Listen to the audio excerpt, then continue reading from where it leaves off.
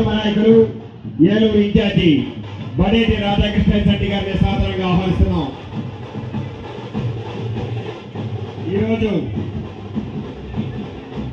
తమ్ముడు అందరూ కూడా ఎదురు రావద్దు, సందులోనే ఉండేందరూ కూడా మగవాళ్ళందరూ కూడా అందరూ అక్కడే ఉండండి.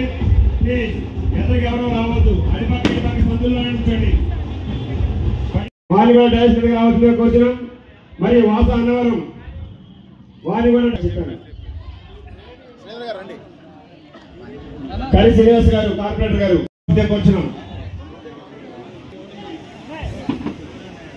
సామల వెంకటేశ్వర గారు, నిమిడి రమేష్ మీరు కూడా రావాలి పైకి రండి. మీరు స్థానిక నాయకులందరూ రావాలి. రమేష్ గారు వారిని కూడా సాధారణంగా ఆహ్వానిస్తున్నాం. ఎందుకంటే ఏంటంటే మన సోదరుడు బి లక్ష్మణ్ ఏలూరు అనే ఒక కొటేషన్ పెట్టారు. మన బడేటి మన ఏలూరు. ఎందుకంటే రెడ్డి ముఖ్యమంత్రులు ఎదుర్కొన్న ఒకే ఒక నాయకుడు నారా చంద్రబాబు నాయుడు గారు. 9 మంది రెడ్డి ముఖ్యమంత్రి ఎదుర్కొన్నవాడు. మీకు ఏది జరగదు, దేనికైనా నేను సిద్ధమని చెప్పిన ఒకే ఒక నాయకుడు. చెప్తున్నా, ఈ రోజున మన బడేటి ఎంతో చేస్తున్న కుటుంబం బడేటి కుటుంబం.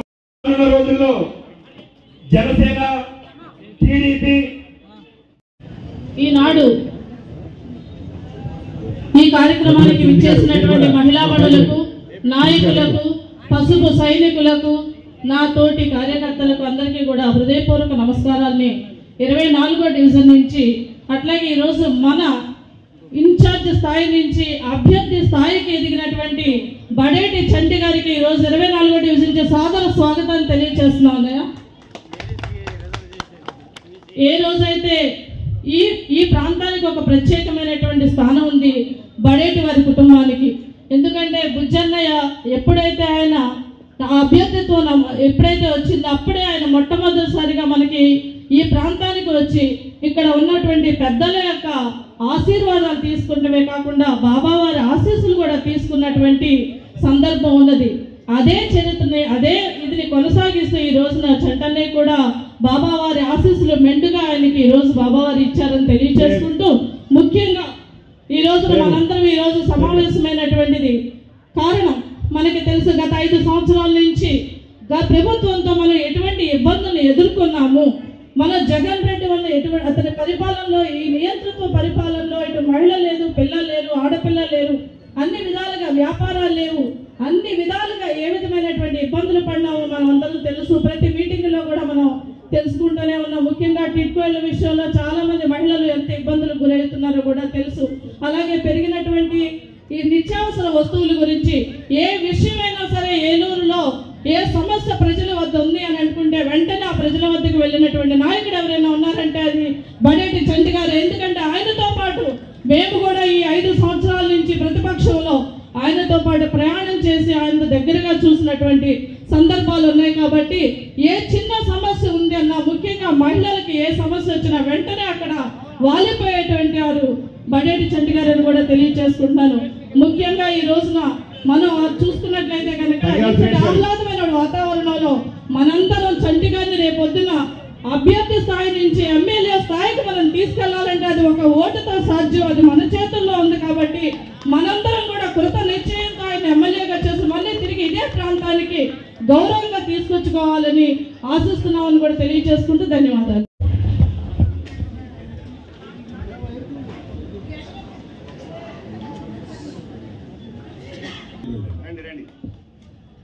మరండి ప్రేమ్ వెళ్ళమ్మా కూర్చో.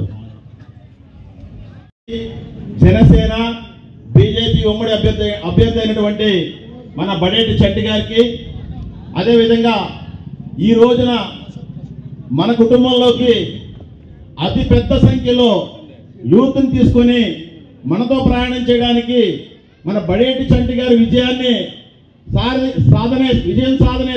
సాధించేయాలనే ఉద్దేశంతో మనందరితో అడుగులు వేస్తూ మనల్ని కూడా మనతో పాటు నడవడానికి ముందుకొచ్చిన మన లక్ష్మణ్ నాయుడు గారికి, ఇక్కడ విచ్చేసిన ఈ వేదిక అలంకరించిన ఇతర పెద్దలు, తెలుగుదేశం పార్టీ కుటుంబ సభ్యులందరికీ కూడా హృదయపూర్వక నమస్కారాలు, ధన్యవాదాలు తెలియజేసుకుంటున్నాం. మీ అందరికీ తెలుసు, గత 4 సంవత్సరాల 11 నెలలు ఈ రాష్ట్రం దౌర్భాగ్య స్థితికి చేరుకుంది. రాక్షస పాలన మనందరికీ తెలుసు. ఏలూరు నియోజకవర్గానికి వస్తే 2014 నుంచి 2019 వరకు ఉదయం 5 గంటల నుంచి మనకి అందుబాటులో ఉండే ఎమ్మెల్యే ఎవరు అంటే అందరూ కూడా ఎమ్మెల్యే గారు సారు అనేవాళ్ళు కాదు, నా బుజ్జన్నయ్య అనేవాళ్ళు. అలాంటి కుటుంబం నుంచి ఈ రోజున మళ్ళీ 2019లో మనందరి కోసం బయటకు వచ్చి మనల్ని కాపాడటం కోసం, మన పార్టీని కాపాడటం కోసం ఆయన భుజస్కంధాల మీద తీసుకున్న బడేటి చంటి గారి గెలుపు కోసం మనందరం కూడా కృషి చేయాల్సిన అవసరం ఉంది. కారణం ఏంటంటే 2019 నుంచి 2024 వరకు ఇప్పుడు ఉన్న ఎమ్మెల్యేని కలవాలంటే వెంకటేశ్వర దర్శనం అవుతుందేమో కానీ 7 గుమ్మాలు దాటి లోపలికి వెళ్ళిన తర్వాత ఇప్పుడున్న ఎమ్మెల్యే ఉంటాడో ఓడతాడో లేడో, మనకి పని చేస్తాడో పని చేయడో కూడా తెలియని పరిస్థితి. కానీ ఇప్పుడు మన ప్రజలకు కూడా అర్థమైపోయింది. 2019లో మనం చిన్న పొరపాటు చేశాం, ఈసారి మనం పొరపాటు చేయకూడదు. తప్పనిసరిగా బడేటి కుటుంబాన్ని అత్యధిక మెజారిటీతో గెలిపించుకోవాలి. బడేటి కుటుంబాన్ని మన గుండెల్లో ఉంచుకుని మంచి మెజారిటీతో తెలుగుదేశం పార్టీ అభ్యర్థి అయినటువంటి బడేటి చంటి అన్నయ్యని అత్యధిక మెజారిటీతో గెలిపించాలని ఉన్నామని చెప్పేసి తెలియజేసుకుంటాం. మనకు మీ అందరికీ కూడా పేరు పేరున నమస్కారాలు, ధన్యవాదాలు. ఏదైతే మరి ఇక్కడ ఈ కట్టా సుబ్బారావు తోట అంటారు దీన్ని, ఇక్కడ ఏదైతే చాలా మంది సీనియర్ నాయకులు 1983 నుంచి ఉన్నారు. మా గురువు గారు బాలకృష్ణ గారు కూడా ఇక్కడే ఉంటారు. తప్పనిసరిగా వాళ్ళందరూ కూడా ఇక్కడ నుంచి కార్యక్రమం చేద్దాం ఎక్కడో రోజున అని చెప్పి అన్నారు. ఈ లోపుగానే మరి యువత ముందుగా ఫిక్స్ చేసుకోవడం వల్ల మరి వీళ్ళ ఉత్సాహాన్ని కాదనలేక ఇవాళ పెట్టేయడం జరిగింది. దానికి కొంతమంది ఏదైనా వేరే విధంగా భావించద్దు. తెలుగుదేశం పార్టీని ప్రజల్లోకి తీసుకెళ్ళడానికి ఈ కార్యం ఏదైతే యువతను ముందుకు నడిపించాలి, మనం అందరం కూడా యువత రేపొద్దున భవిష్యత్తుకు ఉపయోగపడాలి అనేది ఒక సందేశం ఇచ్చారో ఆ సందేశానికి మనం కూడా దీనిపడి ఉండాలి, కంపల్సరీగా కట్టుబడి ఉండాలనే ఉద్దేశంతో మరి లక్ష్మణ్ ఈ రోజున జాయిన్ అవుతున్నందుకు అతన్ని అభినందిస్తూ ఆయన మిత్ర బృందాన్ని కూడా ఏదైతే మరి ఎక్కడైతే వివిధ డివిజన్ నుంచి ఉన్న నాయకుల్ని కార్యకర్తలను కూడా ఒక వేదిక దగ్గరికి తీసుకొచ్చి తప్పనిసరిగా ఈ కార్యక్రమం చేసినందుకు ముందుగా అభినందిస్తున్నాను. ఎందుకంటే ముఖ్యంగా మరి 34వ డివిజన్ మా సొంత డివిజన్ లో లక్ష్మణ్ ఓటు ఉంది, అక్కడే చాలా కాలం ఉన్నాడని చెప్పినారు. ఇక్కడ నివాసం ఉండటం వల్ల ఇక్కడ ఏర్పాటు చేయడం జరిగింది. మీరందరూ కూడా ఎందుకంటే యువత కాబట్టి యువతకి సంబంధించిన కొన్ని డైలాగులు కూడా చెప్పవలసిన పరిస్థితి ఉంది, ఎందుకంటే వాళ్ళు కూడా ఉత్సాహం కలిగించాలి. మరి ఆల నాని గారు 4 సంవత్సరాల నుంచి ఎన్నైతే ఫ్లెక్సీలు పెట్టాడో మన లక్ష్మణ్ 2 రోజుల్లో అన్ని ఫ్లెక్సీలు పెట్టి మొత్తం ఏలూరంతా కూడా కనిపించాడు. మరి ఎందుకంటే నిన్నే నేను ఒక సమావేశంలో చెప్పా, ఫ్లెక్సీలు మనకు అవసరం లేదని చెప్పి. తెలుగుదేశం పార్టీకి ఒక సింబల్ ఉంది, తెలుగుదేశం పార్టీ అభ్యర్థిగా బడేటి చంటి అని చెప్పడంతో నేను ఎవరనేది యావత్ ప్రజానీకానికి ఆటోమేటిక్ గా తెలిసిపోయింది. తెలుగుదేశం పార్టీకి ఆ క్రేజ్ ఉంది. ఎందుకనంటే 5 సంవత్సరాల క్రితం బుజ్జిగారు తమ్ముడు గారు నేను తీసుకున్నప్పుడు బాధ్యతలో బుజ్జిగారు తమ్ముడు చంటియే కదా, ఏదో పాలు తాగి పడుకుంటాడు అని అనుకున్నారు ప్రత్యర్థులు.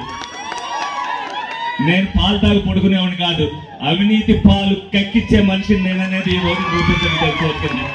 వాళ్ళందరికీ తెలిసింది, ఇవాళ వలసలు ఆపలేమన్న సంగతి వాళ్ళందరికీ కూడా తెలుసు. రోజు కూడా నిజంగా మీకు చెప్పాలంటే సోషల్ మీడియాలో కానీ పేపర్లో కానీ మనకు వచ్చే వలసను చూపించలేని పరిస్థితుల్లో ఏలూరు నియోజకవర్గం అంతా కూడా ఉందని మీరు అందరూ కూడా తెలుసుకోవాలి. మహిళా సోదరి అందరూ కూడా మీరందరూ కూడా అనేక మంది అనేక పార్టీల వాళ్ళకి సంబంధించిన వాళ్ళు బోలు మంది ఉంటారు. ఎందుకనంటే వైసీపీకి ఇది వరకు ఓటేసినందుకు ఎవరిని తప్పు పట్టట్లా, వైసీపీ పరిపాలన ఏ విధంగా ఉందనేది వారు తప్పు పట్టాలని మీ అందరినీ కూడా కోరుకుంటా. ఒక దుర్మార్గుడికి పరిపాలన చెప్పినప్పుడు పరిపాలన చేతకాక ఏ విధంగా ప్రజలందరినీ ఇబ్బంది పెడుతున్నారనేది మీరు అందరూ కూడా తెలుసుకుని ఇవాళ అటువంటి దుర్మార్గుడికి ఓటు అనే ఆయుధంతో గుణపాఠం చెప్పాల్సిన రోజులు ఈ రోజులు 2024లో వచ్చినాయి. 2024 అనేది ఏకపక్షంగా ఎన్నికలు జరగాలి. ఈ రాక్షసుడు రేపొద్దున ఎలక్షన్ లో నుంచో పెట్టాలంటే ప్రజల తిరుగుబాటు ఈ విధంగా ఉంటదనేది మీరందరూ కూడా చూపించాల్సిన బాధ్యత మీ అందరి మీద ఉంది. ఆ బాధ్యత మీరందరూ కూడా తీసుకోవాలి. చాలా మంది వేరే వేరే చోట నుంచి వచ్చారు కాబట్టి వాళ్ళకి సంబంధించి కూడా కొంచెం చెప్తా. టిడ్కో ఇల్లుకి సంబంధించి, ఎందుకంటే ఈ కాలనీలో వాసులు ఎవరు తెల్ల రేషన్ కార్డు వాళ్ళు ఉండరు. మీరు ఇక్కడికి వచ్చిన వాళ్ళలో ఏదైతే టిడ్కో ఇల్లు కట్టించినప్పటికీ ఇవ్వటం జరగల. అలాగే ఇక్కడ జగనన్న కాలనీలు అని చెప్పి మీతో ఇల్లుకి డబ్బులు కట్టించుకుని ఇవాళ వరకు ఇవ్వాలా. ఏదైనా ఇస్తానంటే దాంట్లో భయపెట్టి మీ అందరూ ఏదైనా రాలేదు అని అడిగితే ఏ విధంగా భయపెట్టాడు ఈ 5 సంవత్సరాల్లో అనేది మీ అందరికీ కూడా తెలుసు. మీరందరూ కూడా కోవిడ్ వచ్చినప్పుడు భయపడి అందరూ కూడా చనిపోతామన్న ఉద్దేశంతో మీరందరూ కూడా వ్యాక్సిన్లు వేయించుకున్నారు. మొత్తం అందరూ వ్యాక్సిన్లు వేయించుకున్నారా లేదా చెప్పండి. వేయించుకున్న వాళ్ళు ఎవరైనా ఉన్నారా? ఎవరు లేరు. మరి అలాగే మీ భయం పోగొడడానికి ఓట్ అనే ఆయుధం వచ్చింది. అది కూడా వ్యాక్సిన్ లాంటిదే. ఆ వ్యాక్సిన్ జగన్మోహన్ రెడ్డి గారికి వేసేస్తే మొత్తం కొట్టుకుపోతాడు. డెఫినెట్ గా ఆ మందు మనకు పనిచేస్తే తెలుగుదేశం పార్టీ గెలుస్తుంది. మీరు అది గుర్తుపెట్టుకుని కోవిడ్ ఎటువంటిదో జగన్మోహన్ రెడ్డి కూడా అటువంటి వాడే ఉద్దేశంతో మనం వేసుకుంటే మన ఓటు తెలుగుదేశం పార్టీకి వేయంతోటే వ్యాక్సిన్ వేసినట్టుగా కొట్టుకుపోతాడు. ఆ విధంగా మీరు అదే మాటను గుర్తుపెట్టుకుంటే, ఎందుకంటే మీ అందరికీ సీరియల్ చూసి అలవాటైపోయి సీరియల్ కి సంబంధించిన మాటలు వినిపిస్తాయనే ఉద్దేశంతో నేను ఇవన్నీ చెప్తున్నా. అలాగే యువతని మంచి మార్గంలో నడిపించాలని ఏదైతే అందరూ అనుకున్నారో, ఎందుకంటే నేను కూడా ఒకప్పుడు యువకుడినే. మరి యువతకు ఉత్సాహం ఉన్నది, మోటార్ సైకిల్ బైక్ ర్యాలీలు చేస్తారు, అనేక మంది చేస్తారు. ప్రజలకు ఇబ్బంది పడుకోకుండా రేపు భవిష్యత్తులో నేను ఇప్పుడే చెప్తున్నా నా నిర్ణయం, ఎవరైతే యువత ఆదర్శవంతంగా రేపొద్దున్న ఇలాంటి ర్యాలీలు ఇలాంటి ఖర్చు పెట్టగలిగారో వాళ్ళనే ప్రజలకు ఉపయోగపడేటట్టుగా ఏదైనా బ్లడ్ డొనేషన్ క్యాంప్ కానీ, అలాగే పేద ప్రజలకు ఏదైనా పళ్ళు పలహారాలు కానీ, అలాగే పేద ప్రజలకు భోజన వసతులు కల్పించడం కానీ, ప్రతి రూపాయి కూడా మనకి ఇంపార్టెంటే. ఎవరైతే ఆ రూపాయలు వాళ్ళు ఇబ్బంది పడుతున్నారో వాళ్ళకి అందక వాళ్ళకి సహాయం చేసేటట్టుగా కార్యక్రమాలు చేయాలని యువతనందరినీ కొడుకుంటున్నా. దానికి మార్గదర్శకంగా రేపు రాబోయే రోజులు అదే విధంగా వీళ్ళందరినీ నడిపించడానికి నేను బాధ్యత తీసుకుంటానని ఈ సందర్భంగా మీ అందరికి కూడా తెలియజేయడం జరుగుతుంది. ఎందుకంటే పవన్ కళ్యాణ్ గారు చంద్రబాబు నాయుడు గారు కలిశారు అంటే ఒక ఆశయం కోసం పవన్ కళ్యాణ్ కలిశాడు. నాకు అధికారం అవసరం లేదు, చంద్రబాబు నాయుడు గారికి అధికారం అప్పచెప్పి రాష్ట్రాన్ని గాడిలో పెట్టవలసిన బాధ్యత మనకుంది. రాష్ట్రం సర్వనాశనం అయిపోతుంది, ప్రజానీకం అంతా మద్దతు ఇప్పించమని చెప్పి మీ అందరిని కూడా కోరుకోవడం జరిగింది. మరి నిజంగా 24 సీట్లు ఆయనకి ఇచ్చినా కూడా మళ్ళీ 3 తగ్గించుకుని బీజేపీకి ఇచ్చాడంటే ఆయన ఆదర్శం ఎంత ఉందనేది మనం కూడా తెలుసుకోవాలి. రాష్ట్ర వ్యాప్తంగా చాలా మంది విమర్శిస్తుంటారు ఆయన విమర్శించడానికి మనం ఎవరు కూడా ఒప్పుకోకూడదు. ఎందుకంటే కొంతమంది కుల పేరుతో ఇవన్నీ కూడా వాళ్ళు చేసే పనులే, కులం పేరుతో విమర్శిస్తున్నారు. కొంతమంది ఎంతసేపు దానికి పార్టీ ఎందుకు పెట్టారు? పార్టీ పెట్టింది ఆయన రాష్ట్రాన్ని రక్షించడానికి అనేది మీరందరూ కూడా తెలుసుకోవాలి. ఒక సేనానిగా, ఒక సైనికుడిగా రాష్ట్రాన్ని నేను కాపాడుతాననే ఉద్దేశంతో చంద్రబాబు నాయుడు గారికి ఏదైతే బాధ్యత చెప్పాడో ఆ బాధ్యతను ఆయన తీసుకుని ప్రతి దాంట్లో కూడా ఆయనకి ప్రాముఖ్యత ఇచ్చి ఆయన గౌరవానికి భంగం కలగకోకుండా రేపు రాబోయే రోజుల్లో రాష్ట్ర భవిష్యత్ కోసమే పనిచేస్తున్న పవన్ కళ్యాణ్ గారిని సందర్భంగా మనం అందరం కూడా అభినందించవలసిన బాధ్యత మనందరికీ కూడా ఉంది. ఎందుకంటే సినిమాలు మాడుకుని వచ్చాడు ఆయన, కోట్ల రూపాయలు ఆయనకు రావచ్చు. ఇవాళ మనం కూడా రేపొద్దున మన బాధ్యత, సమాజం పట్ల మన బాధ్యత నెరవేర్చుకోవడానికి మీరందరూ ఇక్కడికి ఎవరైతే వచ్చారో వాళ్ళు కూడా ఒక 5 కుటుంబాలకు 10 కుటుంబాలకు చెప్పవలసిన బాధ్యత మీ అందరి మీద కూడా ఉంది. ఎందుకంటే మనకి ఇవాళకి మంచినీళ్ళకి సంబంధించిన వ్యాధి వస్తే ఇవాళకి అది ఎందుకు వచ్చింది అనేది చెప్పలేని పరిస్థితిలో కూడా అలాగే ఉన్నారని అంటే పరిపాలన ఏ విధంగా సాగింది అనేది మీ అందరికి కూడా తెలుసు. ఇక్కడే శనివారపేట, ఇక్కడే ఉంటాడు ఎమ్మెల్యే నాని గారు, కానీ ఎవరికీ కనిపించడం. నేను ఒక దగ్గరికి వెళ్ళాను, వైఎస్ఆర్ కాలనీ, ఒక ఆవిడ అడిగింది రోడ్డు వేయలేదండి, శిలాపలకం వేశారు ఏంటని అన్నాను. మరి వెళ్ళావమ్మా అక్కడికన్నా? వెళ్ళానండి, నాకు కనిపించలేదండి, ఉన్నారని చెప్పలేదు, లేరని చెప్పలేదు, 200 ఆటోకి అయింది, వెళ్ళి వచ్చేసాడు అని అన్నారు. నాకు కనిపించలేదండి అన్నాను. నేను అడిగాను, ఏమన్నా నీకు వెంకటేశ్వరం కనిపించాడా అని అడిగాను. కనిపించడండి అన్నారు. వెంకటేశ్వరం కనిపించినట్టే ఆల్నాని గారు కూడా కనిపించడం, ఎవరికి కనిపించడం, మీరు అది తెలుసుకోవాలి. ఎందుకంటే దేవుడు ఎలా కనిపించడో ఆయన కూడా ఇప్పుడే కూడా కనిపించిన వాడిని నాయకుడి కింద ఎందుకంటే ఏలూరు ప్రజలు సిగ్గుపడే పరిస్థితులు ఉన్నాయి. తప్పనిసరిగా రేపొద్దున్న రాబోయే రోజుల్లో ప్రజల్లో తిరిగేవాడికి ఇప్పుడు కూడా నేను అనేక సార్లు చెప్పా, నా నెంబర్ పాంప్లెట్ మీద వేసిస్తున్నా, ఆయన నెంబర్ ఎవరికి తెలియదు, ఫోన్ నెంబర్ అనేది ఆయనకి ఎవరికి. Eluru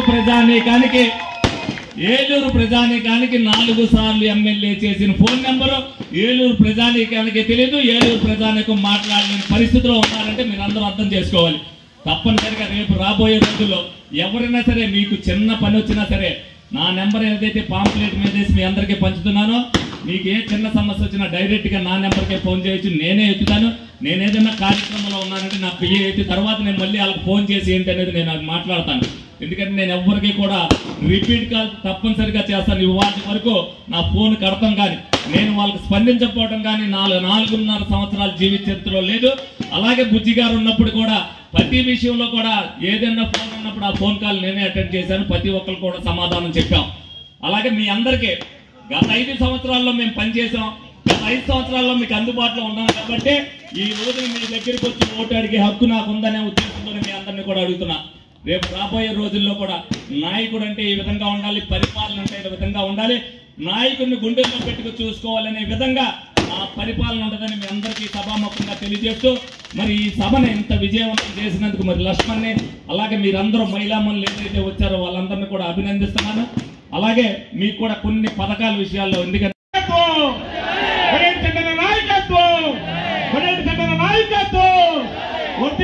Telugu Desam party Telugu Desam party. అదేవిధంగా ఈ రోజు ఈ కార్యక్రమాన్ని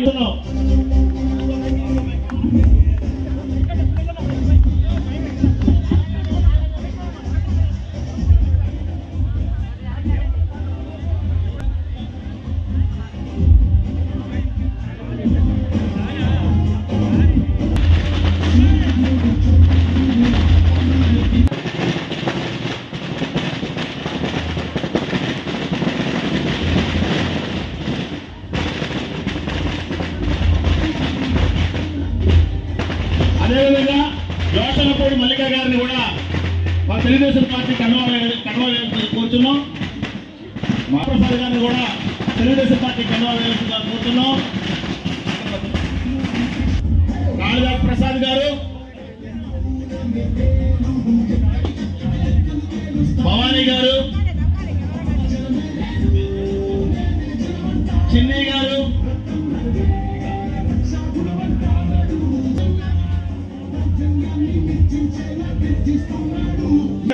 పార్టీలో చేరారు అంటే వాళ్ళ మిత్ర బృందం ఎవరైతే 250 మంది ఉన్నారో వాళ్ళందరినీ చూస్తే కూర్చొని, ఎందుకంటే సమయం లేదు, మన చట్టి గారు ఇంకో కార్యక్రమానికి వెళ్ళాలి కాబట్టి వాళ్ళందరికీ కండువా కప్పే సమయం లేదు కాబట్టి మీ అందరూ కూడా 250 మంది